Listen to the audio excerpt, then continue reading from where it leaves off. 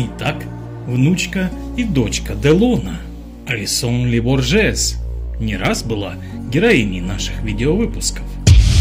Мы уже рассказывали на нашем канале, на кого она больше похожа, на папу или на дедушку, и эти споры не утихают до сих пор. А еще наши подписчики могли узнать таинственную историю мамы Алисон и первыми, а может и единственными, увидеть ее подлинные фотографии, которые до сих пор не видел никто. Вы также просите нас показать тот самый первый ее фильм, в котором Алисон снялась в возрасте 11 лет. И сейчас мы выполняем просьбу наших подписчиков. Этот фильм называется «Голубой остров». Вышел он во Франции только лишь на ТВ и в России никогда не показывался. В фильме не будет перевода, да он тут и не важен. Самое главное – это увидеть Алисон и сравнить, насколько изменилась ее красота за это время. Фильм рассказывает о детской дружбе и детском героизме, когда французские дети играли в войну на основе событий Первой мировой войны. А юная Алисон, конечно же, была сестрой милосердия. А потом, когда началась уже Вторая мировая война, применили на практике те навыки, что получили в игре, и совершили настоящий, хоть и детский, подвиг. Сегодня первая часть фильма. Все внимание на экран.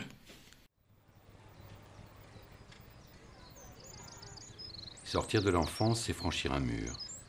On se hisse plus ou moins adroitement, on passe la tête, on découvre un paysage différent et on saute de l'autre côté. Parce qu'il n'y a plus rien d'autre à faire que de sauter. On se reçoit plus ou moins bien. Certains se blessent et s'en remettent mal. D'autres peuvent mourir. On va dans l'omnibus, notre cocher nous attend. Le vieux Kolb est toujours là? Où irait-il? On ne le paye plus mais on le garde. Kolb, c'est bien jouer avec nous. À l'attaque! Voilà ce que j'ai décidé. On part pour la Prusse orientale. On avait dit qu'on attaquait les Indiens. On les a tous tués l'année dernière. Oui, et le Prussien c'est mieux. Et cette fois, on est les hussards. Zazan, ce voyage est dangereux. Nous risquons de ne pas revenir vivants. Es-tu décidée? Es-tu courageuse? Oui. Alors, prouve-le. Montre-nous. Comme aux autres vacances? Oui.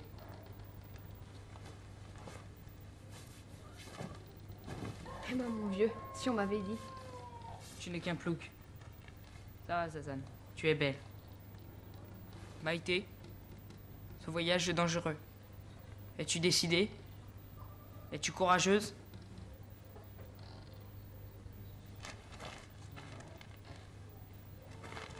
Oui. C'est à moi que tu t'adresses. Que réponds-tu? Je réponds oui. Alors, montre-nous. Prouve-le.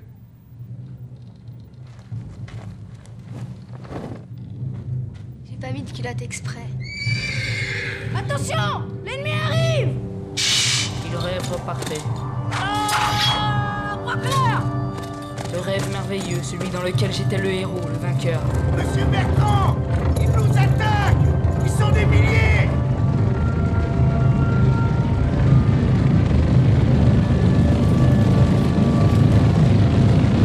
Les filles, à votre poste!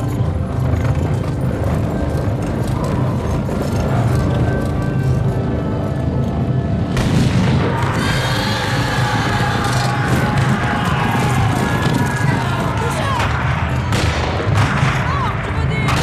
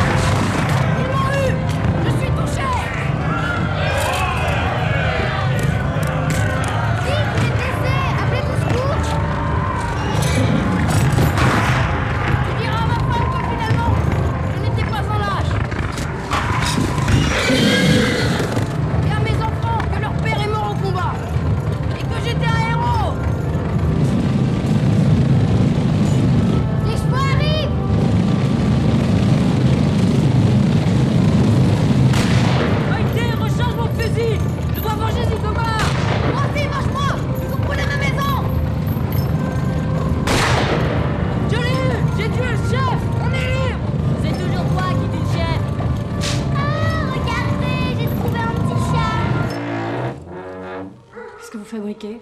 On joue à la guerre. Et moi, j'ai trouvé un petit chat. C'est l'heure de passer à table.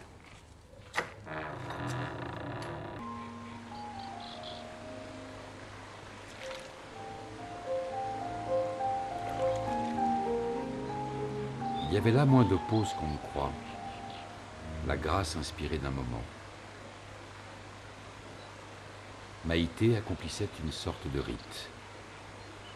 Elle était seule à prier de cette façon et en ces termes. Qu'est-ce qu'elle fait? Elle se baptise. Elle est belle, hein? Ça, quand elle me regarde.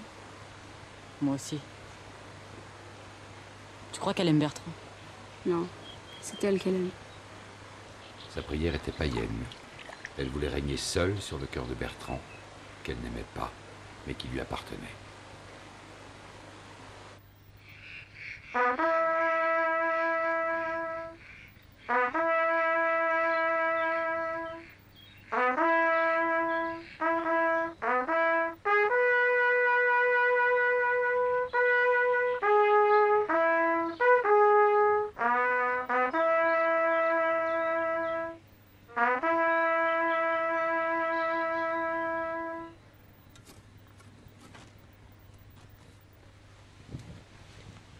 Qu'est-ce que c'est que ça? Le drapeau du hasard. Ça n'a pas de sens.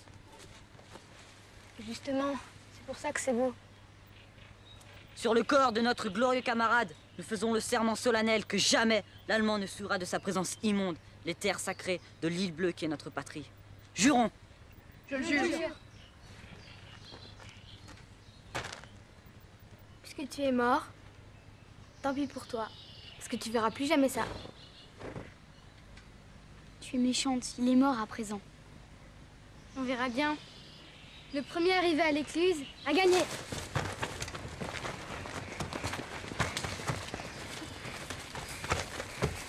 Toi, t'as pas le droit de me doubler, t'es mort.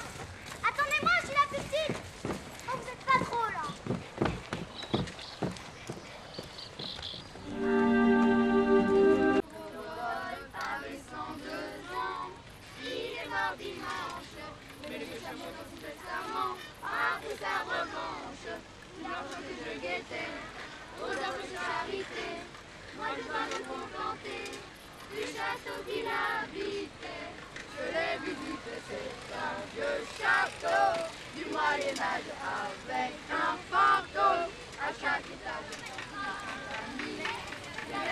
On avait fait le serment, ça avait l'air sérieux. Ça, c'est Bertrand. Femme, du matériel pour la colonne mobile. Merci, homme. Joli, non?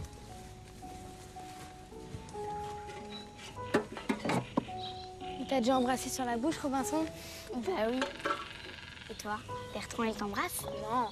Pour que j'accepte, il faudrait qu'il accomplisse un exploit. Pas mal si quelqu'un se blesse. Oui, un exploit comme un chevalier, tu vois. Après, peut-être. Bah dis donc, toi. C'est compliqué. Moi, j'aime les légendes.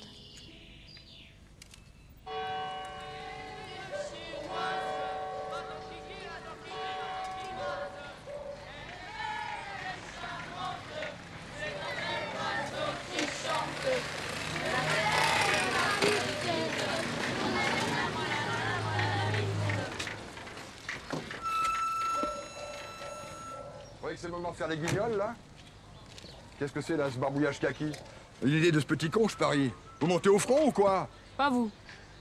Les Boches sont entrés en Belgique, bougot d'andouille. Ça pète de partout, au nord, à l'est. Mais écoute, papa. C'est une radio anglaise que j'ai écoutée. C'est la grande offensive. C'est pas un jeu, la guerre. Il y a des hommes qui meurent en ce moment même. Vous n'êtes pas assez grand pour le comprendre, je le regrette pour vous.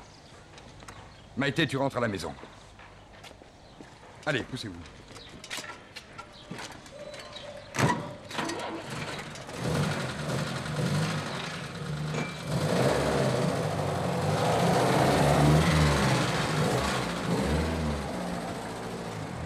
Ça y est, c'est la liberté.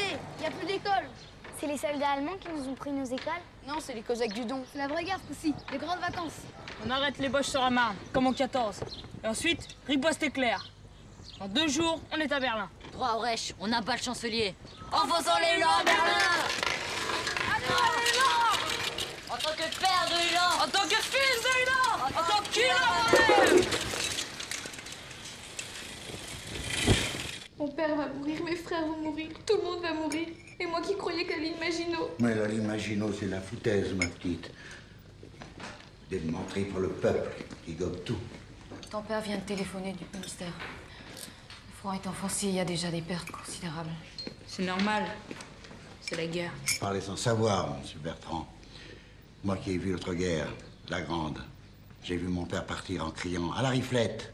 Il est mort dans les tranchées. Eh bien, moi, il a été tué le premier jour, mon fiancé.